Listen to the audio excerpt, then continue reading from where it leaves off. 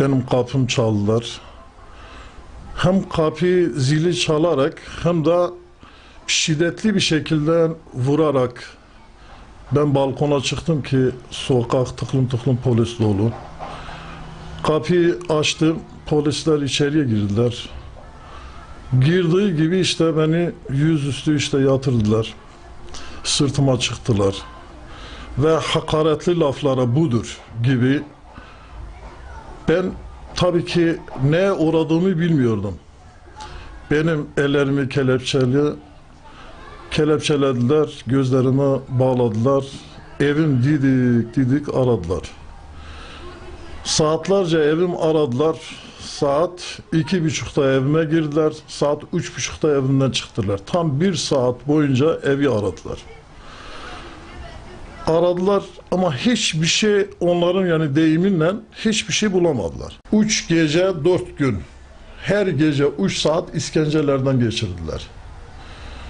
Ensemize, sırtımıza işte yani benim şahsen vurarak yani ben zaten hiçbir zaman ölümü yani düşünmedim. Çünkü Allah ve Allah'ın Resulüne iman etmişiz ki bir gün öleceğiz. Ama geri dönüp de o hücreye koyduğu zaman o arkadaşların sesleri bana yani verdiği zaman, amfiye verdiği zaman, bana geldiği zaman dayanamıyordum. Yani o duvarlara, o kapılara yani kendim yani orada oturamıyordum yani bir psikolojik olarak yani hala da yani beynimden çıkmamış, içimden çıkmamış ve o hiçbir zaman da unutmayacağım. 2 tane de Karadenizli arkadaş işte işimizde vardı. Hakim baktım işte en sonundan döndü dedi ki dedi ya bunlar dedi hem Kürttür hem Şafii'dir hem bunlar Hizbullah'tır dedi. Peki sizin ne işiniz var bunların içinde? O arkadaş da baktım döndü işte dedi ki dedi valla bilmiyorum ne için getirdiler bilmiyorum dedi. Ama getirana dedi sorun.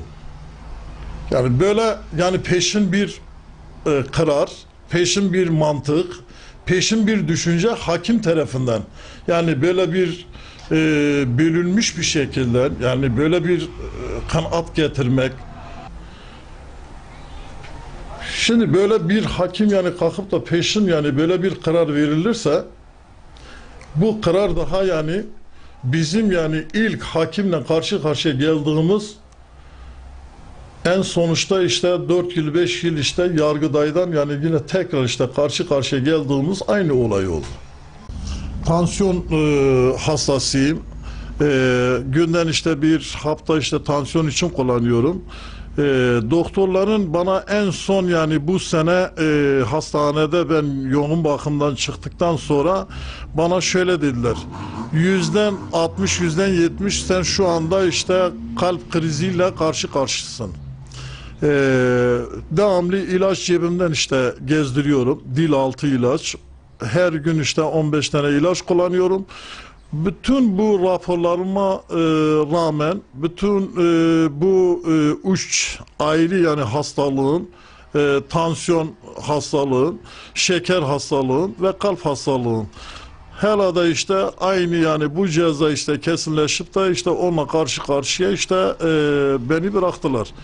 Yani bu durumda bu sağlığımın işte %70, %80 yani şu anda yani kalp kriziyle yani karşı karşıya kaldığım yani halde hala da işte yani kesinleşip de işte bir ceza işte önümüze geldi.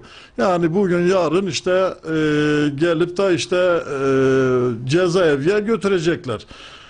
Ama acaba bir insan yani bu durumda işte ne şekilden işte cezaevine yani bu şekilden yani yaşayabiliyor mu? Yani bu bir hukuk devlete, bir adil yani bir devlete yani adalete işte sığmıyor mu yani? Bu yani nasıl bir insan yani böyle göz göre yani götürüp de yani krize yani karşı karşıya bırakıp da eli kolu bağlayıp da işte 4 duvarın arasına atılıyor ki. Yani ben onu bilmiyorum. Ben her şeyden önce Allah'a sığınıyorum. Şimdi burada bir darama var şu damarda. Bunlar zaten o %100 kapalı damarların içinde değil. Şurada sizin de yani gördüğünüz gibi %50, %60 diyor. Bir darama. Şurada %70, %80 bir darama diyor. Şimdi şurada %100 kapalı bir diyor. %100 burada. Bak %110 diyor. Yani artık orada yani bir şey yok. Akıntı yok. Burada %100 tekrar, buradan %100 tekrar uç oldu. Yani burada. Şurada yani bir alt kısım, yani bu kalbin bir de bana anlattığımlarına göre yani bir de aynı damarlar alt kısımda var. Bu alt kısımdan da şurada bu %80'in altından da %100 kapalıdır. Şimdi şuradaki işte şu daramaya stent atılmış. Alttaki işte krokiden biraz önce işte size izah ettiğim gibi şuraya kadar. Yani şu daramayı aşmış. Yani %100'ü aşmamış. Bir de şu %100'e uğraşırken buradan işte bir şey olmuş. Bir patlama olmuş. O patlamadan işte korkup da tamamıyla kaynatıp da kanı durdurmuşlar. Ondan sonra da zaten vazgeçmişler. Yani şu anda yani 3 tane damar %100 kapalı. Şu gördüğünüz yani %100. Burada işte var %100. Burada da var %100.